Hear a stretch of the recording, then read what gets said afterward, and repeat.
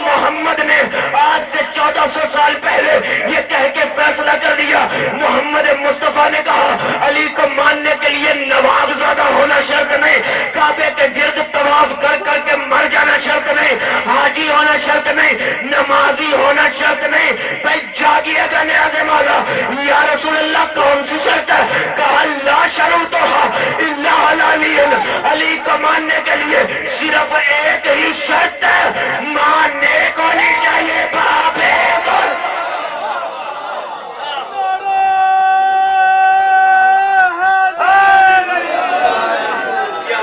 سلام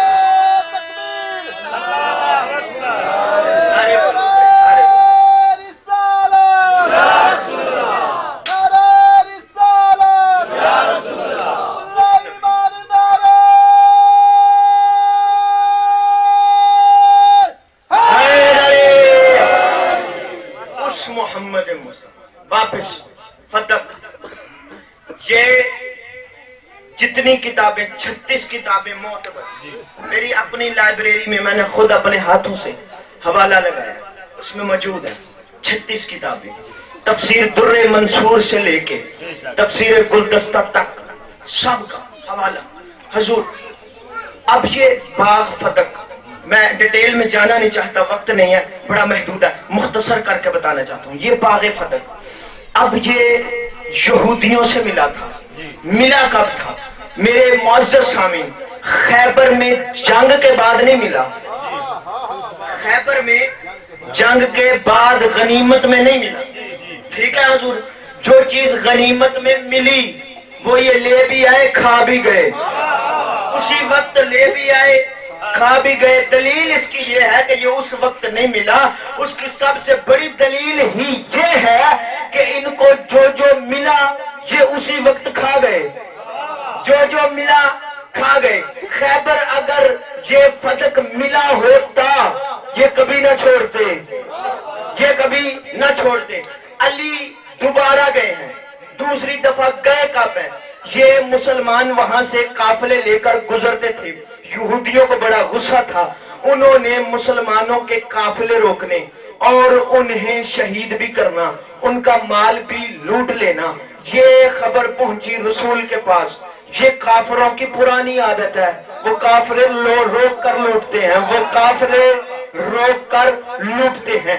اب حضور یہ خبر پہنچی، سرکار مولا علی کو دوبارہ بھیجا، علی دوبارہ آئے، مولا نے دوبارہ آ کر ان کے سارے عمائدین کو اکٹھا کیا، اکٹھا کر کے کہا کہ اگر تو جنگ کرنا چاہتے ہو تو یاد رکھو یہ ہاتھ بھی وہی ہے، تلوار بھی وہی ہے، ہاتھ بھی وہی ہے، تلوار بھی وہی ہے، اور اگر باز آنا چاہتے ہو تو اسلام قبول کرو۔ انہوں نے مشورہ کیا اپنے بزرگوں سے، اپنے وڈیروں سے، انہوں نے اسلام قبول کر لیا۔ اب میرے محترم، میں تاریخ کا طالب علم ہو کے پوری ذمہ داری سے کہہ رہا ہوں، جنگ نہیں ہوئی، جنگ کا مال نہیں ہے، جنگ نہیں ہوئی۔ انہوں نے یہ فیصلہ قبول کیا۔ اب وہ اپنا باغ لکھ کر، تحریراً لکھ کر مولا کائنات کو دیا۔ اب علی بھی معصوم، سیدہ بھی معصوم، جاگیے گا نیاز مولا، رسول بھی معصوم۔ اب علی کے دستخط اس تحریر نامے پہ موجود۔ جب یہ تحریر لے کر علی واپس آئے، علی کو رسول نے مبارکباد دی، علی نے وہ تحریر رسول کو دی۔ اب یہاں پر روایت نہیں آئی، آیت آئی، وَآتَا ذِی الْقُرْبَىٰ حَقَّهُ، آیت آئی، روایت نہیں آئی۔ اسی اللہ نے جس نے کہا تھا نا محمد سے کہ ان سے کہ نماز پڑھو، اسی اللہ نے محمد سے کہا کہ یہ حق فاطمہ کو دے دو، یہ حق فاطمہ کو دے دو۔ اب تفسیر در منصور والا اسی طرح لکھتا ہے کہ نبی نے اس تحریر کے نیچے یہ تحریر لکھی کہ یہ حق فاطمہ میں فاطمہ کو دیتا ہوں۔ پھر محمد نے اپنی مہر لگائی۔ اب سیدہ کا حق سیدہ کو دے کے اللہ کے نبی نے حقوق نصاب بتائے بھی ہیں، سمجھائے بھی ہیں۔ جاگیے گا نیاز مولا، اب حق مل گیا۔ ملنے کے بعد یہ استعمال ہے جناب سیدہ کا۔ اب سیدہ करीम बाबा की करीम बेटी थी, जो आमदनी आती वो गरीबों में, वो मस्कीनों में तकसीम कर देते थे। अब इन्होंने जब हुकूमत पे कब्जा किया, मिंबर पे नहीं, मिंबर अली के पास था, मिंबर पे नहीं, हुकूमत पे कब्जा किया, तो मेरे मोहतरमीन के पास है तो कुछ नहीं था कि जो हुकूमत इस्लाम को चलाते। इन्होंने जनाब सैयदा का अब छीनना और कब्जा समझाने लगा हूं। मिंबर पे वो जो ज़ाहरी हुकूमत थी उस पे कब्जा करके सैयदा से सैयदा का हक छीन लिया।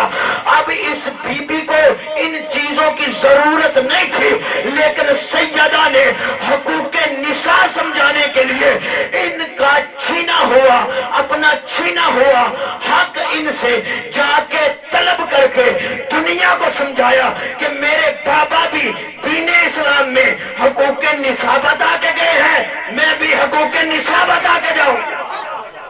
अब बीबी आई है, सैयदा ने आके इनसे पहला जो बात किया, कहा मैं नबी की बेटी तुमसे अपना हक लेने आई हूं। तुम लोगों ने मेरा हक छीन लिया है, मेरे आमिल, मेरे काम करने वाले वहां से उठा दिए हैं, कब्जा कर लिया है, छीन लिया है मेरा हक मुझे। तो इन्होंने आगे से एक हदीस पढ़ी, भाई जागिएगा न्याज़ मौला, हदीस ये पढ़ी कि अंबिया का ना कोई वारिस होता है ना कोई विरासत होती है। अंबिया का ना कोई वारिस होता है ना विरासत होती है। मुबल्लिग आज़म क़िबला मौलाना इस्माइल साहब का एक मुनाजरा था सिंध में, मुनाजरा बड़ा मुख्तसर बताने लगा। मुनाजरा था सिंध में, एक गरीब आदमी ने खत लिख दिया, हमारे गांव में सरकार आप आए, फतक का मुनाजरा है। अब उस दौर में खत थे, मोबाइल तो थे नहीं। उसके अगले दिन जब पिंड के वडेरे को पता चला, चौधरी को, तो उसने सबको बैठा के कहा कोई मुनाजरा नहीं होगा, सुन्नी सुन्नी रहो, शिया शिया रहो, खबरदार यहाँ पे कोई मुनाजरा नहीं होना चाहिए। अब गरीब आदमी खत तो मुबल्लिग आज़म को लिख बैठा था। मुबल्लिग आज़म उस तारीख के मुताबिक ट्रेन से उतरे। जब सरकार उतरे तो वहां पे वो मस्कीन आदमी आया। उसके आने के बाद मुबल्लिग आज़म ने पहला जुमला कहा, कहाँ करना है मुनाजरा। अब वो बंदा परेशान, वो कहने लगा कि किबला घर चले, खाना खाए, फिर मुनाजरे पे भी जाते हैं। मुनाजरा तो खत्म हो चुका था ना। अब ये बंदा अंदर से परेशान के किबला सफर करके भी आए हैं, मैंने बुला लिया है। अब मुबल्लिग आज़म कहते खाना बाद में खाएंगे। ऐसे थे वकालत करने वाले जिनकी कब्रें भी हमसे महंगी हैं। मुबल्लिग आज़म ने कहा खाना बाद में खाएंगे, पहले हक ज़हरा की वकालत के लिए मुझे जाना है। उस बंदे ने रो के कहा जी हुआ यूं है कि पिंड के चौधरी ने मना कर दिया, वो मुनाजरा रखा नहीं है, मैं अब क्या करूं। मुबल्लिग आज़म ने एक अलग रंग से वहां पे मुनाजरा किया। मुबल्लिग आज़म ने कहा तुझे परेशान होने की जरूरत नहीं है, मुझे पिंड के वडेरे का डेरा बता। मुबल्लिग आज़म डेरे पे पहुंचे, जाके सूफियाना उस्ताद सरकार मुबल्लिग आज़म का जो हुलिया था वो सूफियाना था, मौलवी टाइप था, दाढ़ी शाड़ी थी। अब मुबल्लिग आज़म वहां जाके बैठ गए। मुबल्लिग आज़म का बैठना था, बंदों ने डेरे पे तवज्जो की, देखा एक बाहर का बंदा आके बैठ गया। अब मुबल्लिग आज़म से बंदों ने एक दूसरे को कोनियां मारते हुए ये कौन है। मुबल्लिग आज़म से फिर उस पिंड के वडेरे ने पूछा भाई साहब आप कौन है। जो तारफ करवाया उसी में सारे मजमे की तवज्जो मुबल्लिग आज़म ने अपनी तरफ करवा ली। मुबल्लिग आज़म ने उठ के अपने सीने पे हाथ रख के कहा मैं पाक बीबी के हक का वकील हूँ। हाय हाय हाय, मैं पाक बीबी के हक का वकील हूँ। मुबल्लिग आज़म ने ये मारिफत के मोते, मुबल्लिग आज़म ने कहा मैं पाक बीबी के हक का वकील हूँ। बंदे चौंके, सारे बंदों की तवज्जो मुबल्लिग आज़म की तरफ हो गई। उधर मुबल्लिग आज़म ने जब ये बंदे देखे तो मुबल्लिग आज़म ने सदरे महफिल में उस वडेरे बंदे ने पास बैठा लिया। पास बैठाने के बाद पानी शानी पिलाया। पिलाने के बाद कहा आपको उसने बताया नहीं है मुनाजरा शनाजरा कोई नहीं होगा, हमने तो कैंसिल कर दिया। मुबल्लिग आज़म ने उस बंदे की, उस वडेरे की तारीफें करना शुरू कर दी। जी क्या बात है, आपने बड़ा अच्छा किया, आपने इनको लड़ाई से बचा लिया, झगड़े से बचा लिया, आप तो बड़े अच्छे हैं, क्या बात है। लेकिन जो वो हमारे पिंड वाला वडेरा है ना, अल्लाह उसको मौत ही दे दे, वो पता नहीं कैसा है। अब ये बंदे हैरान हो गए, मुबल्लिग आज़म ये बंदा कह क्या रहा है। उसने उसके जी आपकी तो क्या बात है, कमाल के बंदे हो आप, आपने तो रोला ही मका दिया, पिंड के बंदों को लड़ाने से बचा लिया, आपकी तो क्या बात है, क्या कहने आपके। लेकिन जो हमारे गांव वाला बंदा ना वो बड़ा अजीब है।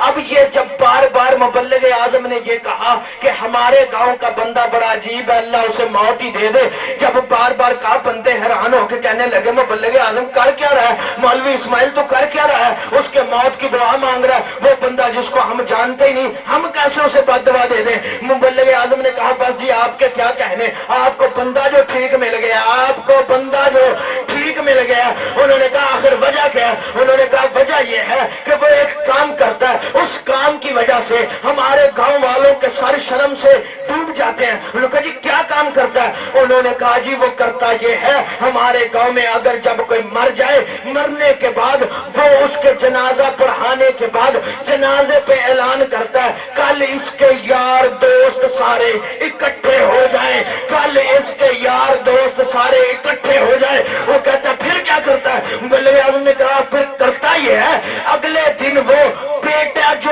اس کی پگ کا پگڑی کا وارث ہے وہ پگڑی اٹھاتا ہے، یار کے سر پہ رکھ دیتا ہے، یار کے سر پہ رکھ دیتا ہے۔ سب سے پہلے وہ وڈیرا بندہ بولا پھر تو اسے ماری جانا چاہیے، پھر تو اسے ماری جانا چاہیے۔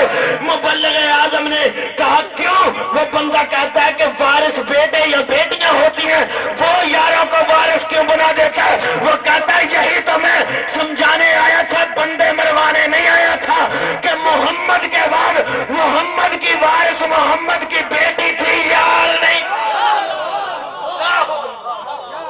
بلند کرو سمجھ جاتی دنیا۔ میں یہ معافی مانگ کے، وقت بڑا ہی محدود ہے، فضائل مصائب اکٹھا ہو جائے یہ روحانیت کی دلیل ہے۔ شاہ صاحب جو دعا دل میں ہو مانگ لیجئے گا، میں مالک کا ادنا سا نوکر ہوں، کوئی اوقات نہیں ہے میری۔ عزادارو اہل بیت کے سنی بھائی خاص کر میری بات سنیں، نہ روئے، میں نہیں کہتا آپ روئے، سنی بھائی نہ روئے، صرف بات ضرور سن لیں۔ عزادارو اہل بیت کے گھر میں، آل محمد کے گھر میں جعفری صاحب 5 بیٹیاں ایسی ہیں جو اپنے بابا کو بڑی پیاری ہیں۔ 5 بیٹیاں سب سے پیاری تھی اپنے بابا کو، لیکن دکھ کی بات یہ ہے جتنی پیاری تھی نا اپنے بابا کو اتنا ہی مسلمانوں نے مارا۔ یا زہرا یا زہرا، اتنا ہی مسلمانوں نے مارا۔ کون کون سی بیٹی؟ جس کی بیٹیاں وہ بندہ یہ درد ضرور سمجھے گا۔ اکلوتی بیٹی محمد کی، اکلوتی بیٹی تمہارے رسول کی بطول، مسلمانوں نے بڑا ہی مارا۔ عزادارو میں ایک ہی جملہ کہوں گا، ان ظالموں نے کتنا مارا۔ عزادارو جلتا ہوا دروازہ سیدہ کے پہلو پہ گرا، دروازے میں لوہے کی میخ تھی جو جلنے سے گرم ہو چکی تھی۔ یہ بے غیرت 36 بدماش لے کے اس دروازے کو توڑ کے آگے بڑھا۔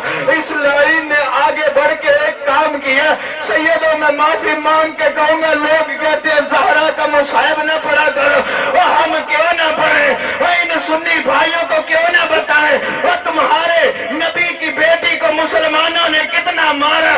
عزادارو ان لائنوں نے جلتا دروازہ سیدہ پہ گرایا۔ ایک لائن جس کا نام نہیں میں لے سکتا، انوار خمسہ والا لکھتا، اس ملعون نے نیام سے تلوار نکالی، زہرا کا جلا پہ۔ یا زہرا یا سیدہ، دوسری بیٹی یہ تھی تمہارے رسول کی بیٹی جو بابا کو بڑی پیاری، مسلمانوں نے بڑا مارا۔ دوسری بیٹی تمہارے مولا علی کی زینب، تمہارے مولا کی بیٹی ام المصائب جسے کہا جاتا۔ عزادارو بازار کا حجم تک صرف میں ایک درد ساری بیبیوں کا پڑھ کے طالب دعا ہونا چاہتا ہوں، مفصل مصائب میں پڑھ نہیں سکتا۔ ایک ہی درد، جب ہندہ آئی ہے نا، ہندہ نے آ کے جب بڑے بازار میں اپنی کرسی لگوائی ہے، کرسی لگوا کے قیدی دیکھنا چاہے ہیں، ہندہ دیکھتی ہے، دیکھتے ہوئے قیدیوں کو کہ ایک 22 سال کا کہوں بوڑھا، یا 36 سال کا بوڑھا کہوں، یا 40 سال کا بوڑھا کہوں، کتنے سال کا کہوں؟ عزادارو ایک بوڑھا جوان ہے، یہی کہہ سکتا ہوں نا، جو خون کے آنسو رو رہا ہے۔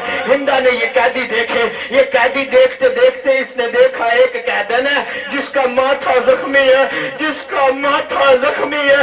اس قیدن کی طرف بڑھتی ہے، آگے بڑھ کے ہندہ کہتی ہے، اے قیدن میں تیرا تعارف بعد میں پوچھوں گی، پہلے یہ بتا تیرا ماتھا اتنا زخمی کیوں ہے، تیرے ماتھے سے خون کیوں نکل رہا؟ اس وقت سیدہ نے رو کے ہندہ سے کہا، ہندہ میرے بھائی مارے گئے، ہندہ میری قطار تھی بھائیوں کے، ہندہ میرے بھائیوں کو مارنے کے بعد خیموں کو جلایا، مجھے قید کر لیا۔ ہندا اب سن میرا ماتھا زخمی کیوں ہے؟ ہندا بھرے بازار میں جب بھی میرا سر نیچے ہوتا تھا، شمر لائن نیلے کی نوک سے سر اٹھا کے کہتا تھا تیرا غازی نہیں رہا، تیرا اکبر نہیں رہا، تیرا قاسم نہیں۔ یا زہرا حوصلہ۔ تیسری بیٹی سن لو، تیسری بیٹی حسین کو سکینہ بڑی پیاری تھی، سکینہ بڑی پیاری تھی اپنے بابا کو۔ سنی بھائیوں مسلمانوں نے اتنا ہی مارا۔ دعا کیا کرو کبھی کسی باپ کے سامنے بیٹی کو تماچے نہ لگے، اور عزادار مر جاتا ہے وہ باپ جس کے سامنے بیٹی کو تماچے لگے۔ عزاداروں یہ لعین ضربے مارتا تھا، یہ رو کے کہتی تھی نہ مار، اس نے اکبر کا لاشا اٹھایا ہے۔ علامہ باقر ہندی کہتے ہیں کربلا کے میدان میں 5 سر ایسے ہیں جب وہ تن سے جدا ہوئے ہیں، ان پہ زمین بھی روئی ہے، ان پہ آسمان بھی رویا ہے، ان میں سے ایک سر سن لو۔ علامہ باقر ہندی کہتے ہیں علی اکبر کا سر ان لائنوں نے ایسے جدا کیا جس پہ آسمان بھی رویا ہے، زمین بھی روئی ہے۔ یہ لائن اکبر کے لاشے کو اٹھا کے چلے۔ ایک ملعون کہتا ہے یہاں ہی سر قلم کر لو، اٹھا کے کہاں لے کے جاتے ہو؟ یہ بے غیرت کہتا ہے 18 سال کا حسین جوان ہے، میں ساری اس کی ماں کے سامنے تن سے جدا دوں۔ میں ساری اس کی سکینہ بڑی پیاری تھی بابا۔ عزاداروں ایک ہی درد بی بی کا سن لو۔ بازار میں ہجوم بڑھا، ایک مرتبہ سیدہ سکینہ نے رو کے کہا بھیا سجاد میں تیری چھوٹی بہن ہوں، بھیا سجاد اس لائن سے کہہ مجھے تماچے مار لے مجھے تازیانے نہ مارے، مجھے تماچے مار لے مجھے تازیانے نہ مارے۔ یہ ملعون لوہے کے تازیانے مارتا ہے۔ عزاداروں چوتھی بیٹی سن لو، میں یہیں پہ طالب دعا ہو جاؤں گا، 5ویں نماز سے پڑھی جائے گی نہ تم سن سکوگے۔ چوتھی بیٹی ہے مسلم کی، اور مسلم کو بھی اپنی بیٹی سے بڑا پیار تھا۔ بی بی کا نام ہے عاتقہ خاتون۔ جب خیمے جل گئے، یہ بی بی جلے ہوئے خیموں سے باہر آئی، کرتا جلا ہوا تھا، کان زخمی تھے، یہ روتی ہوئی آگے بڑھی، کہتی ہے مامو غازی انہوں نے چادریں لوٹ لی، انہوں نے بندے چھین لیے، یہ سکینہ کو تماچے مار رہے ہیں، مامو غازی ہم غریب ہو گئے۔ یہ بچی روتی ہوئی جب مقتل کی طرف بڑھے، علماء فرماتے ہیں یہ فوج گھوڑوں پہ سوار تھے۔ عزادار مسلم کے بیٹے نہیں، مسلم کی بیٹی بھی کربلا میں شہید ہو گئی۔ یہ گھوڑے لے کر آگے بڑھے۔ عاتقہ جب اس لشکر کے پاس آئی، یہ گھوڑوں کی فوج عاتقہ سے گزر گئی، سینے پہ گھوڑے کا سم آیا۔ علی مسلم کی بیٹی نے انا للہ و انا الیہ راجعون پڑھا۔ جب ٹکڑوں میں پٹ گئے، عزادار و شام غریبہ رقیہ نے تلاش کرنا شروع کیا، رو کے کہتی ہے میری عاتقہ کہاں ہے؟ ایک مرتبہ سیدہ زینب نے دیکھا جس طرح قاسم کے دن میں ٹکڑے ہوئے تھے، جس طرح قاسم کے دن میں ٹکڑے ہوئے تھے، اس طرح عاتقہ ٹکڑوں میں بٹی ہوئے تھے۔ عزاداروں سیدہ زینب نے لاش اٹھانے کی کوشش کی، ادھر سے اٹھاتی ہے ادھر سے نہیں اٹھتے، ادھر سے اٹھاتی ہے ادھر سے نہیں اٹھتے۔ ٹکڑوں میں بٹی ہوئی بیٹی کو اکٹھا کیا اور رو کر کہتی ہے حسین دن میں قاسم اٹھانا بڑا آسان تھا، اور رات میں بیٹی کے ٹکڑے نہیں اٹھائے۔